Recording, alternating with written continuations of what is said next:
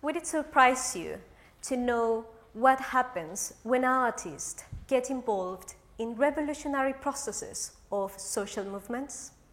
In a Latin American context, particularly in Chile, this occurred. Between 2011 and 2013, Chilean students from both secondary and higher educational level started a series of protests to change the educational system nationwide. They took over 600 schools and universities, demanding free, public, and quality education for all. During these events, students across the country developed several art interventions in public spaces to convey these demands. Through collaboration,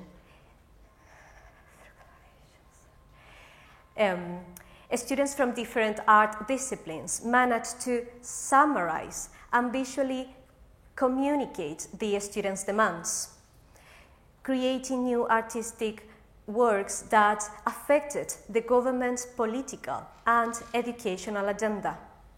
My PhD aims to identify how these interventions and art objects created by art students were created, and to understand the role and impact that art had during this student uprising. More simply, I want to find out what is the relationship between these art interventions with the student movement of 2011. And how will I do this? I will identify the objects and interventions created by art students. I will try to understand how the students create these objects, what materials they use to create them, and the meanings of these interventions. By understanding and uncovering the stories behind these objects, this information will allow us to further understand and comprehend the role that art had during these student movements.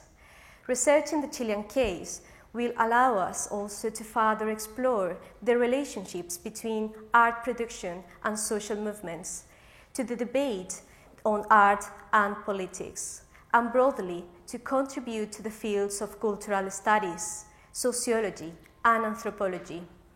Because now, more than ever, when our world is moving so fast, we need social changes, and we need the power of art to change our world. Thank you.